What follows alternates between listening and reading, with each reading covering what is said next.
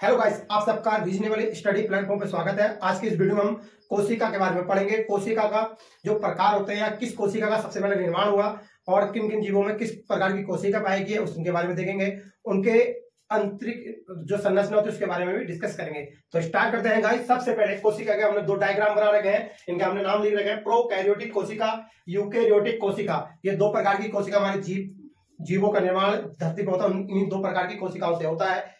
और हमारे पृथ्वी पर मौजूद सभी जीव या पेड़ पौधे इन प्रकार की कोशिकाओं से ही बने होते हैं। तो स्टार्ट करते हैं गाइस। सबसे पहले हम इस कोशिका के बारे में देखते हैं, प्रोकैरियोटिक कोशिका, जिसका नाम पहले ही पता चला प्रोमनी पहले वाली कोशिका। सबसे पहले जो निर्माण हुआ इस धरती पे इस कोशिका का जो माना जाता है प्रोकैरियोटिक कोशिका का होगा। इसकी खासियत क्या है, इसमें जो है इस प्रकार की कोशिकाओं में केंद्रक पूर्ण विकसित नहीं था।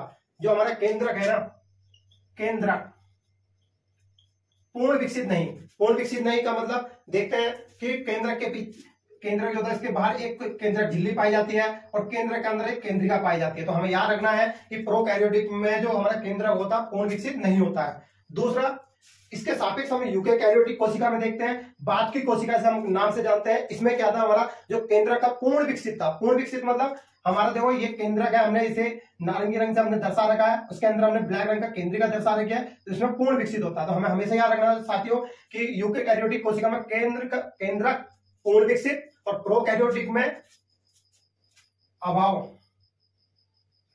प्रोकैरियोटिक कोशिका में अपूर्ण और इसमें हमारा केंद्रक पूर्ण।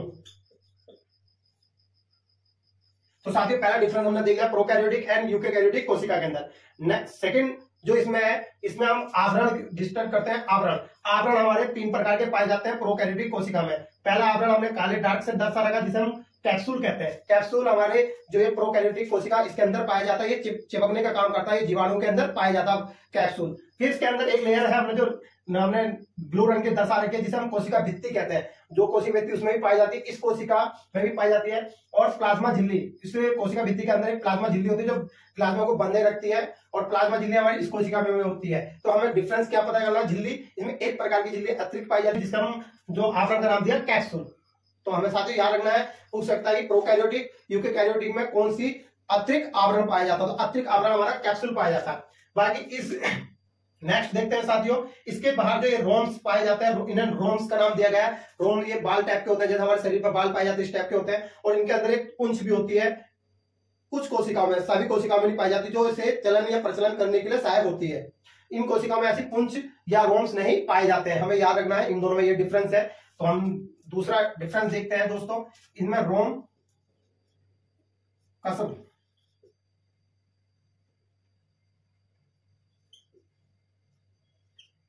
पुंछ होती है इस कोशिका में, इसमें नहीं।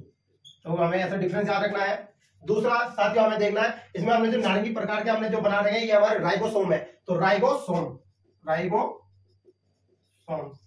राइबोसोम इसमें 70 प्रकार के होते हैं जो हमारे प्लाज्मा झिल्ली में पाए जाते हैं। हमारे इस कोशिका जो हम यूकैरियोटिक कोशिका जो हमने डायग्राम बना इसके अंदर भी राइबोसोम पाए जाते हैं, 80 प्रकार के पाए जाते हैं। हमें याद रखना है ये भी हमारी प्लाज्मा झिल्ली प्लाज्मा में होते हैं। फिर साथियों हमें देखना है जो हमने ये बना रखा है ये न्यूक्लियोटाइड डीएनए। तो ये खुला हुआ था प्लाज्मा झिल्ली में, ये खुला होता है, परंतु इसमें जो न्यूक्लियोटाइड डीएनए होता है,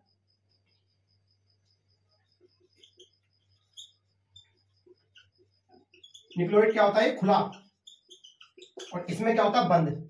और बंद किसमें होता है, केंद्रक के अंदर होता है। तो हमें ये याद रखना है, हमारा जो हमारा डीएनए प्लाज्मा पर पाया जाता है, प्लाज्मा द्रव में पाया जाता है। और इसमें जो डीएनए पाया जाता है, इसके अंदर जो डीएनए पाया जाता है हमारा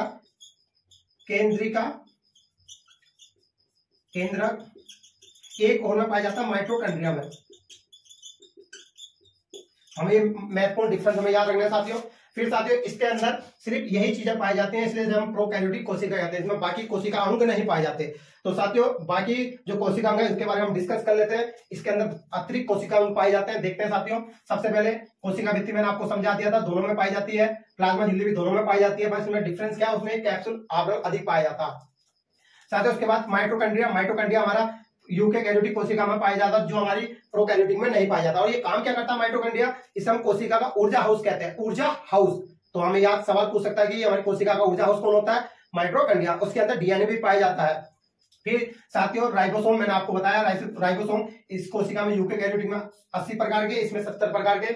फिर गोल्जी कॉय हमारे इसमें पाया जाता है, जो लाइसोसोम एंजाइम का निर्माण करता है। ये हमारे इस कोशिका में पाया जाता है यूकेरियोटिक, परंतु प्रोकैरियोटिक में नहीं होता है। फिर हमारा रिक्तिकाय हमारी यूकेरियोटिक कोशिका में पाई जाती है, प्रोकैरियोटिक में नहीं पाई जाती। फिर चिकनी SER और खुदरी RER, इनका जो नाम है चिकनी एंडोप्लाज्मिक रेटिकुलम और रफ एंडोप्लाज्मिक रेटिकुलम, ये 2 प्रकार की हमारी इसमें चिकनी जालिका पाई जाती है। प्रोकैरियोटिक में इनका अभाव होता है पूरी तरीके से। हरित लवक जिसे हम क्लोरोप्लास्ट कहते हैं, जो हमारा प्रकाश संश्लेषण का कार्य करता है, भोजन बनाने में सहायक होता है, वो यूकेरियोटिक कोशिका में पाया जाता है, प्रोकैरियोटिक कोशिका में नहीं पाया जाता है। साथियों इसमें और कुछ भी पाए जाते हैं, जिसमें तारकाय पाए जाते हैं और काफी चीजें इस कोशिका में पाई जाती है, यूकेरियोटिक कोशिका में। अब साथियों हम देखते हैं किन किन जीवों में ये पाई जाते हैं। तो हमें ये याद रखना, प्रोकैरियोटिक के बारे में हम पहले देखते हैं। ये जो कोशिका है तो हमें याद रखना जीवाणु,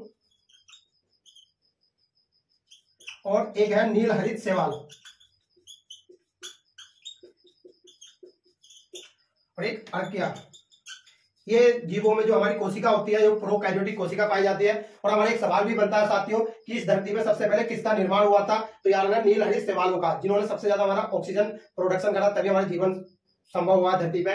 तो हमें याद रखना सबसे पहले इस धरती में निर्माण किसका हुआ, नील हरित शैवाल का। ये किस प्रकार की कोशिका के बने होते हैं, प्रोकैरियोटिक कोशिका।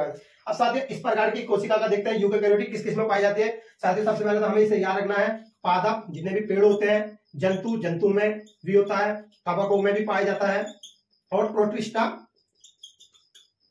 प्रोटिस्टा जगत, इस प्रकार के सारे जो जीव या जंतु या पेड़ पौधे होते हैं वो यूकेरियोटिक कोशिका में से बने होते हैं। और साथियों इसमें भी हम 2 प्रकार की कोशिका और पढ़ेंगे, पादप और जंतु, वो हम नेक्स्ट वीडियो में आपको डिस्कस करेंगे।